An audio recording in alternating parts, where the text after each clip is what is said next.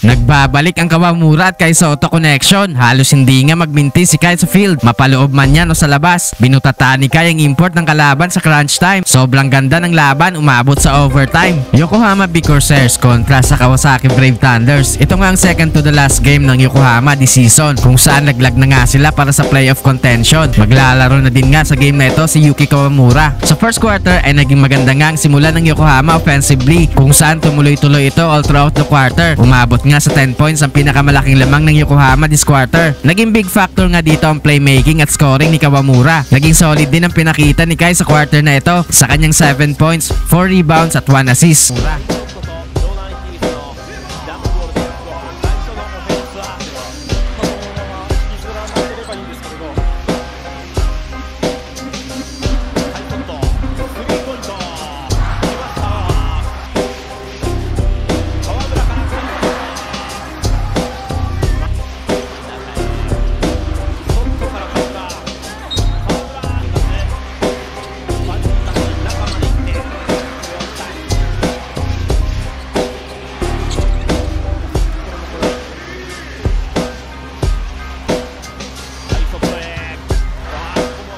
Late in the quarter ay nagkaroon ng small run ng Kawasaki, kung saan ay baba nila sa 5 points ang lamang ng home team after ng opening frame sa score na 24-19. Sa second quarter ay tumuloy-tuloy ang magandang opensa ng Kawasaki, kung saan nakuha na din nga nila ang kalamangan sa mga early minutes. Halfway mark ay palitan na ng baskets ng dalawang kupunan. Instant impact nga si Kai sa opensa pagkapasok niya sa 6-minute mark, kung saan umiskore ito ng 8 points para sa kanyang 15 total points so far sa laro. Nagbabalik nga ang alley-oop connection ni Kai at Kawamura.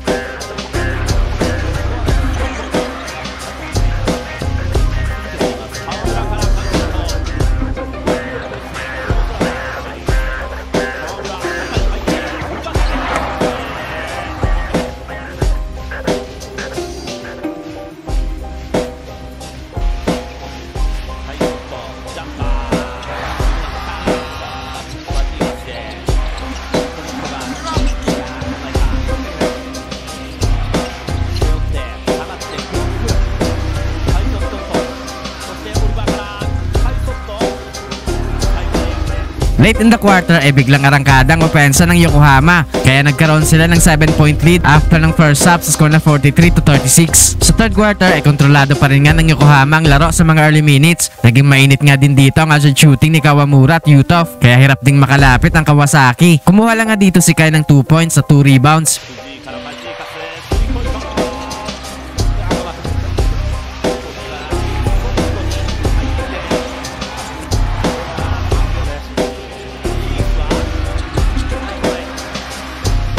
Biglang arangkada nga ulit ang opensa ng Yokohama late in the quarter, kung saan umabot na sa 11 points sa kanilang lamang after ng third frame sa score na 71-60. Sa fourth quarter ay hirap pa rin makalapit ang Kawasaki sa Yokohama early in the quarter, dahil lagi ngang may sagot ang home team tuwing nakakabasket ang Brave Thunders. Sa halfway mark ay bahagyang nakalapit ang Kawasaki after ng kanilang 2 straight 3-pointers, kaya naman ay binalik na ulit sa laro si Kawamura at Kai Sotto. Under 5 minutes ay naitabla na ng Kawasaki ang laban matapos ang tres ni Ryo Ida, pero agad nga itong sinagot ni Kawamura ng isa ding 3-point shot. Naging back and forth na nga ulit ang opensa ng both teams, kung saan palitan din sila ng lamang going to the crunch time. Under 2 minutes ay nagkaroon ulit ng 2 puntos na kalamangan ng Yokohama after ng pag-drive sa basket ni Kawamura. With 40 seconds ay nagkaroon ng clutch block si Kai Sotto sa import ng Kawasaki, pero tabla nga ulit ang score sa 2 free throw ni Pazikas. Sa last possession ay na-turnover ni Kawamura ang bola, kaya magkakaroon pa ng overtime. Sa overtime period ay agad nakabasket si Kai Sotto para bigyan ng 2-point lead ng Yokohama, at sinundan niya kaagad yan ng isang rebound sa kabila. Kinabahan ng Yokohama fans sa pagbagsak ni Kai Sotto, kung saan namilipit nga si Kai sa sakit matapos niyang ma-overextend ang kanyang tuhod, pero grabing puso nga ang pinakita ni Kai at pinagpag niya lang ito. Pero sinigurado nga ng coaching staff na walang injury si Kai, kaya pansamantala muna siyang nilabas sa laro. Under 2 minutes ay nagkaroon ng 3-point lead ng Kawasaki sa kanilang back-to-back field goal.